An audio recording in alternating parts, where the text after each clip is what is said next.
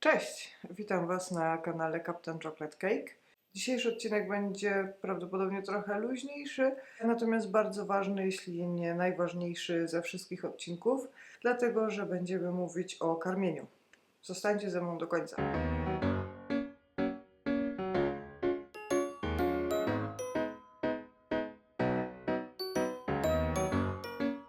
W dzisiejszym odcinku postaram się odpowiedzieć na kilka podstawowych pytań, takich jak często karmić złote ryby, jakie są odpowiednie dla nich produkty, czego nie robić. To chyba najważniejsze.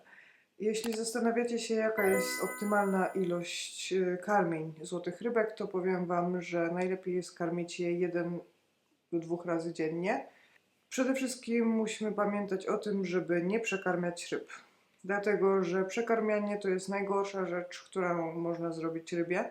Dlatego, że przede wszystkim pokarm, którego nie zjedzą w przeciągu tych 30 sekund, załóżmy, czy do minuty, osiądzie na dnie i będzie wytwarzał amoniak, tak samo jak duża ilość pokarmu również zostanie przerobiona na ich kupy, które też sprzyjają produkcji amoniaku i nasze bakterie nitryfikacyjne, dobre bakterie mogą nie nadążyć i po prostu rozwali nam się cały cykl, nad którym czasami trzeba popracować nawet tygodniami. Nie warto.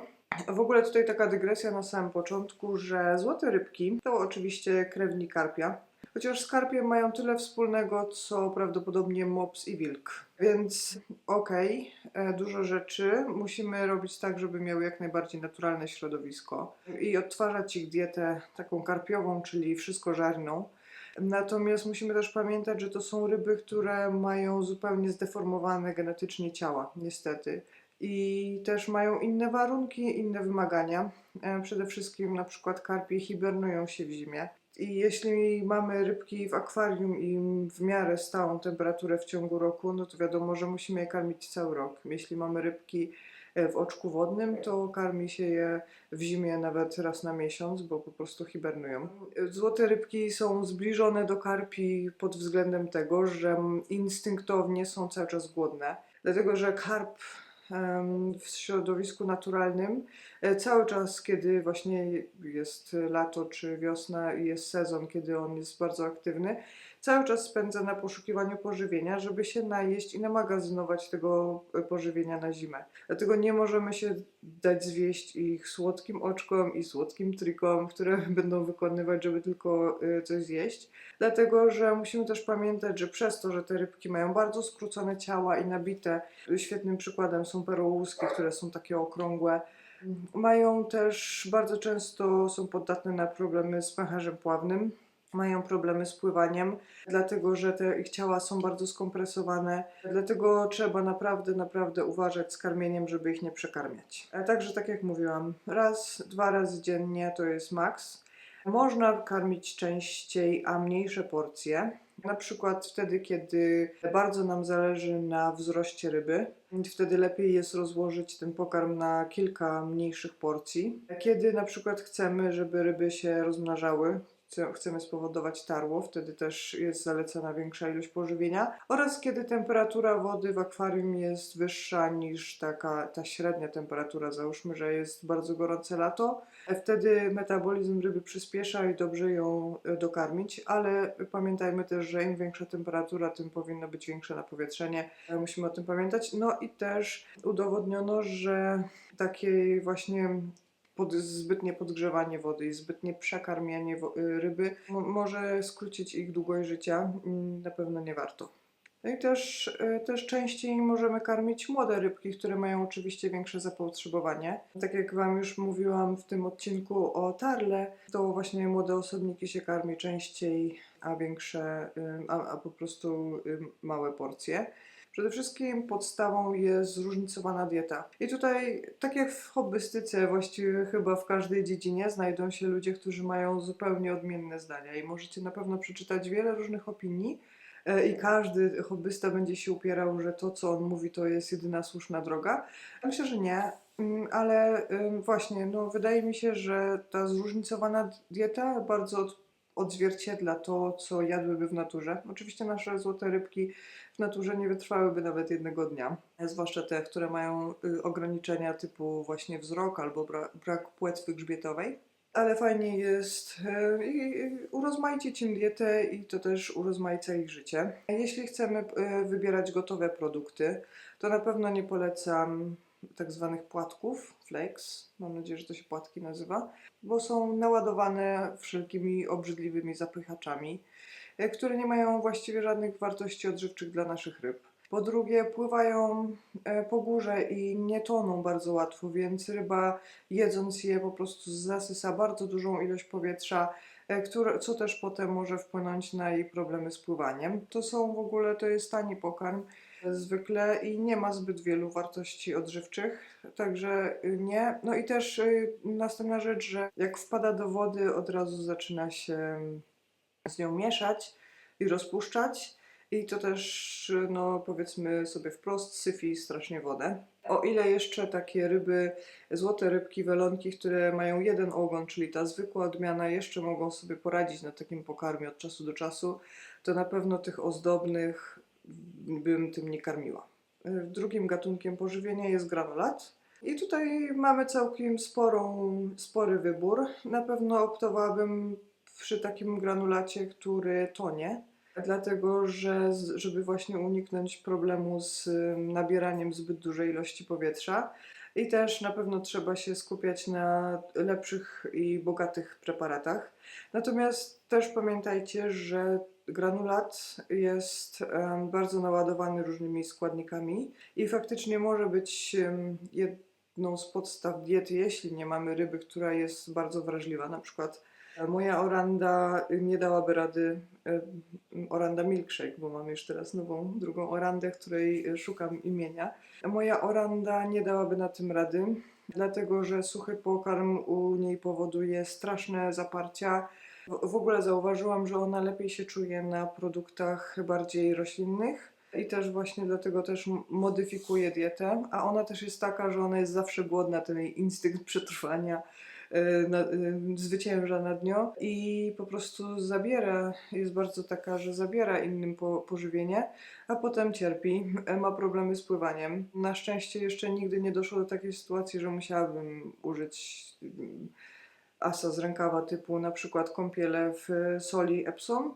Natomiast faktycznie jak się za dużo naje, a zwłaszcza jeśli byłby to pokarm suchy lub wysokobiałkowy, może mieć problemy, krzywo pływa i też potem dużo siedzi na powierzchni i próbuje naczerpnąć więcej powietrza, co też w ogóle było problematyczne, bo ona tak się zachowała, odkąd ją miałam. I na początku oczywiście, jakie mogą być w ogóle przyczyny takiego zachowania, że ryba jest na powierzchni i nabiera dużo powietrza. Może być za słabe napowietrzenie. Pamiętacie, że w moim starym akwarium na środku były po prostu takie wielkie bąbelki. Dodatkowo miałam też taką mini kaskadkę zrobioną, dosyć dobry filtr. Drugim powodem mogą być złe warunki wody, czyli złe parametry. Ja badam bardzo często swoją wodę i właściwie tylko raz miałam minimalny problem, który został od razu odkryty po tym, jak dodałam rzęsę wodną, ale to w ogóle w zupełnie innym odcinku może opowiem. Zapchały mi się filtry, wtedy nie przemyślałam całej sprawy i źle się do tego zabrałam. Także wykluczyłam. Trzecie, pasożyty i to takie pasożyty wewnętrzne, a zwłaszcza tutaj pasożyty w skrzelach. No i faktycznie przeleczyłam ją na takie pasożyty, ale to nic nie zmieniło i teraz im częściej obserwuję, jestem pewna, że chodzi o dietę i chodzi o niektóre rodzaje białek, także jej o wiele bardziej służy pokarm roślinny i też kiedyś jak już miałam takie, jeden dzień był taki, że pływała właściwie góra-dół, ale to było kontrolowane, nie, że tam po prostu ją nosiła fala, tylko po prostu nabierała powietrze, pływała w dół i tak zakręcała dziwnie, tak jak rekin zakręca, tylko że on zakręca tak, bo jest gruby. Więc ją przełożyłam do mniejszego akwarium i nakarmiłam ją groszkiem i zrobiła kupę z bąbelkami, co świadczyło o tym, że faktycznie miała tam bardzo dużo powietrza nazbieranego w brzuszku i było jej lepiej. Także jestem na 100% pewna, że to nie były żadne ani pasożyty, ani po prostu warunki wody czy napowietrzenia, po prostu nie służy jej dieta. I niektóre ryby genetycznie mają takie uwarunkowania, mają taką budowę, że ten pęcherz pławny jest inaczej zbudowany i właśnie albo inne organy, które na niego naciskają, bo co innego to jest problemy z zaparciami, a co innego problemy z pęcherzem pławnym. To może wyglądać tak samo, ale oczywiście przyczyna jest inna. Dieta musi być zróżnicowana. Oprócz granulatu, tutaj ostatnio mówiłam o hikari, bo to był jedyny, który znam w miarę z poleceń, pokarm, jaki zdobyłam lokalnie. Natomiast to są te nietonące i też nie używam tego bardzo często. Właściwie to raz w tygodniu, może jako awaria. Na pewno chyba lepsze jest hikari takie fioletowe, bo to są tonące granulki. Trzecia kategoria to jedzenie żelowe. Nagrałam dla Was filmik o tym, jak produkuję to jedzenie żelowe. I to jest również pokarm bogaty w białko, także musicie uważać z tym właśnie do takich... Właśnie, a akurat oranda świetnie sobie z nim radzi, ale ogólnie białko jest lepsze dla młodszych osobników, a starsze już coraz bardziej nie powinno być białko podstawą, tylko bardziej rośliny. Także ten pokarm żelowy daję zazwyczaj rano, bo rano bazuje na właśnie jakiś taki białko-żel. Cześć, witam Was dzisiaj u mnie w kuchni. Chciałam zrobić odcinek o tym, czym karmię swoje rybki. Dostałam od Was bardzo dużo pytań, zarówno na YouTubie, jak i na Instagramie. Także dzisiaj pokażę Wam, jak przygotować repaszy, czyli jedzenie żelowe. To jest akurat małe pudełko, bardzo fajny skład. To jest jedzenie od Dandy Oranda. To jest bardzo znany... Nie chciałabym go nazywać sklep zoologiczny, sprzedawca ryb z Ameryki, dlatego że to jest człowiek z pasją, który właściwie sam zarządza ogromnym sklepem z bardzo wysokiej jakości rybami. Teraz właśnie nie wiem, nie śledzę tego tak na bieżąco, coś tam się podziało, że chyba jego sklep nie działa aktualnie. W każdym razie ludzie, jeśli ktoś ogląda z Ameryki, to polecają, żeby zamawiać bezpośrednio u niego na stronie, a nie na Amazonie. Według instrukcji na jedną część, czyli na przykład ja mam taką łyżkę zwykłą, łyżeczkę, na jedną część trzeba między 2 a 3 części wody. Ja daję 2,5 dokładnie i wychodzi mi idealna struktura. Także pokażę Wam, jak to zrobić. Nie wiem, czy tutaj łapię coś. I potem można z tym robić różne rzeczy ciekawe. Można też dawać na kamień. A ja sobie dzielę na porcje do takiego zwykłego po prostu pudełka na lód. Natomiast taka rada, bo to potem idzie do lodówki, można też zamrozić, ale ja nigdy nie mroziłam, bo to mi schodzi w ciągu tygodnia, żeby zakryć folią, albo po prostu ja też czasami sobie dzielę i po prostu na folię wylewam takie odpowiednie części i potem zawijam to jeszcze raz, bo wysycha, jeśli stoi niezamknięte. No więc zaczynamy. Mam tutaj już zagotowaną wodę i robię 3 takie płaskie łyżeczki. Postaram się. Coś widać? Widać chyba. Raz. 2. 3. To jest taki, nie wiem czy widać, zielony proszek, który pachnie coś tak trochę jakby ryba, ale jak się zaleje wodą, mi się ten zapach kojarzy z wiosną, z takimi kwiatami. Bardzo fajnie jest, że jest dużo spiruliny. Nie wiem, czy wiecie, ale to wpływa bardzo dobrze na koloryt ryby. No po prostu tu jest cały skład, jest to bardzo bogata formuła. Jeszcze raz pokażę. Oczywiście podlinkuję pod spodem. To jest bardzo fajny, godny polecenia produkt. Można sobie go najpierw pociąć. Zresztą poczekajcie, bo mam wodę gorącą. To tak, na 3 takie łyżki potrzebuję 7,5 łyżek wody. Będziemy to liczyć. Raz, 2, 3, 4, 5, trochę mi się przelało, a to nic, 6, 7,5. Można potem sobie dolać. Ostatnio musiałam dolewać, nie wiem dlaczego. Może dlatego, że łyżki nie są idealnie płaskie, tylko trochę czubate i dlatego się robi takie błotko. Się zrobiło takie coś. To ja bym tutaj trochę jeszcze dolała wody, bo to bardzo szybko mi zagęstniało. Pół łyżeczki. Bo widzę, że jest trochę bardziej gęste niż zwykle. I wyszło takie... Naprawdę pachnie wiosną. I sobie to będę teraz porcjować. Nie mogę oczywiście takiego gorącego wstawić do lodówki, ale sobie podzielę na porcje. Upycham sobie tutaj mniej więcej, to zależy oczywiście ile macie ryb, jakie duże te porcje, tak trochę ponad pół mi wychodzi na porcję. Czyli powinna mieć około 7 takich. No. Idealnie. Jeszcze obiorę. Tak jak mówiłam, bardzo fajny trik, żeby urozmaicić ich życie. Można posmarować taką jedną porcję na kamieniu, póki jest ciepłe, bo potem to zasycha. I wsadzić taki kamień płaski. Mają z tym dużo radochy. Nawet nie musi być kamień, po prostu jakiś taki płaski przedmiot, na którym to by leżało. Oczywiście bez ostrych kształtów, zwłaszcza jak macie teleskopy. Jak troszkę ostygnie, nakryję sobie to folią i po prostu wsadzę do lodówki. Już mam na tydzień porcje. Może nie są zbyt równe, ale to nic. Tak wygląda jedzenie żelowe.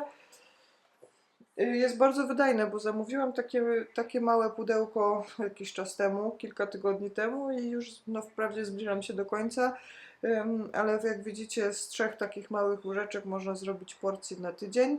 Także jest super, teraz na pewno będę zamawiać duże, bo widzę, że to lubią i bardzo mi się podoba i skład tego, to jest rypaszy Dandy Oranda. Dodatkowo powinno się karmić złote rybki roślinami. Możemy dawać zielone liście, na przykład szpinak czy sałatę.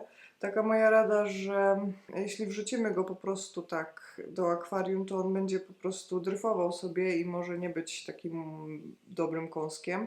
Poza tym, jeśli karmimy ryby bogatą dietą,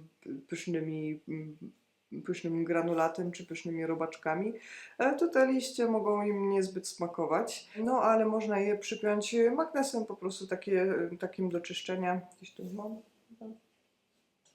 Bonbon mi pomaga dzisiaj nagrywać.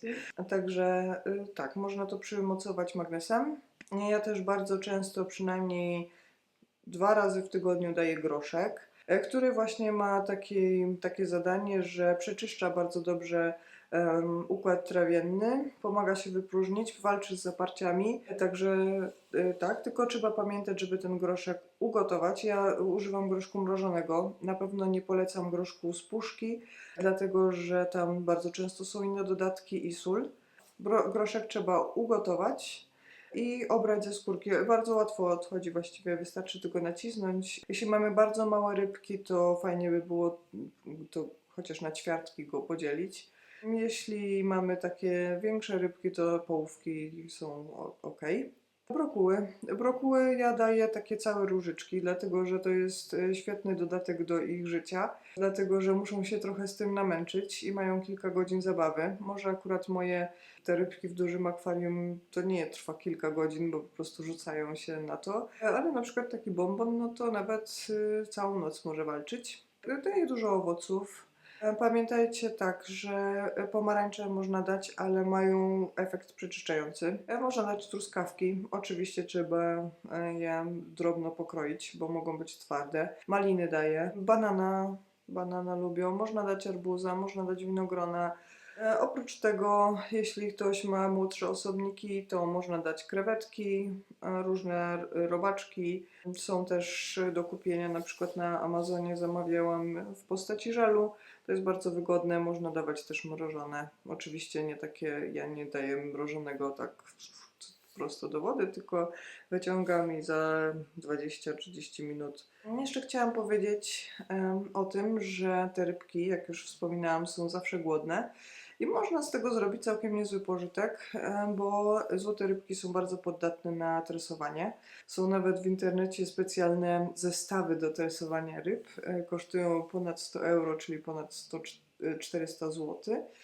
Można się pobawić i tak urozmaicać też ich życie, zwłaszcza jeśli ktoś na przykład ma jedną rybkę i zauważa, że jej się nudzi, można z nią trochę ćwiczyć, na przykład przepływanie przez obręcze. Nasze spontaniczne buziaki z rekinem tak właśnie się zaczęły od jedzenia, ale teraz już robi 100%, podchodzę i daję buziaczko i przychodzi. Jakąkolwiek metodę wybierzecie do żywienia, ważna jest rutyna. Ważne jest, żeby karmić ryby mniej więcej o tej samej porze i żeby nie zapominać. Ryby mogą przeżyć do 2 tygodni bez jedzenia i to jest opcja na wakacje. Natomiast nie jest to za bardzo polecane, bo może sięgnąć zenitu ich frustracja i mogą przejawiać zachowania, których normalnie by nie przejawiały. Także raczej nie, raczej jeśli jedziemy na wakacje, to fajnie, żeby chociaż co kilka dni ktoś przyszedł i zobaczył i skontrolował. Zwłaszcza, że niebezpiecznie. Ja bym się bała na przykład nie zmieniać wody. Oczywiście można tak zrobić. Plan A. Nakarmić ryby porządnie przed wyjazdem na wakacje i przed samym wyjściem z domu zmienić wodę i tak je zostawić. Wtedy jest mniejsza szansa, że oczywiście nie będą produkować tyle odpadów, więc ta woda powinna być ok przez 2 tygodnie. Jeśli jakimś niefortunnym zdarzeniem jedna rybka nam zdechnie, nie lubię tego słowa, to wtedy może się zachwiać cykl w związku z wydzielaniem się azotynów i może nam walnąć cykl tak, że potem to będzie już z górki. Może być jakaś awaria i na przykład filtry mogą paść albo na powietrzacze. Także na pewno fajnie jest się zaopatrzyć w kogoś zaufanego, kto mógłby co kilka dni przynajmniej przyjść i skontrolować sytuację, nakarmić rybki, zobaczyć, czy wszystko jest ok i ewentualnie, jeśli ma takie zdolności, to podmienić też wodę. Na pewno nie polecałabym na czas wakacji żadnych takich gotowych produktów, wakacyjnych to się nazywa, dlatego że one przede wszystkim strasznie syfią wodę. Po drugie, jest bardzo dużo osób narzeka, że właśnie zostawiło ryby z takim właśnie wynalazkiem i niestety ryby nie przetrwały tego, bo prawdopodobnie rozwaliło to cały cykl i zasyfiło na tyle wodę że nie. Także nie polecam. Już chyba prawdopodobnie lepiej jest przegłodzić, chociaż te 2 tygodnie wydaje się bardzo dużo i raczej na pewno lepiej, jakby ktoś mógł przyjść do domu. To tyle w dzisiejszym odcinku. Jak zwykle, jak Wam się podobało, zostawcie lajka, skomentujcie. Także chciałabym Was prosić, żebyście pomogli mi wybrać imię dla mojej nowej orandy. Fajnie jakby było słodkie, albo chociaż związane z jedzeniem, albo piciem. Jej zdjęcia są na Instagramie i w przyszłym odcinku mam nadzieję, że zobaczycie ją w całości. Dzisiaj musiałam akurat tutaj nagrywać. Dziękuję jeszcze raz i do usłyszenia.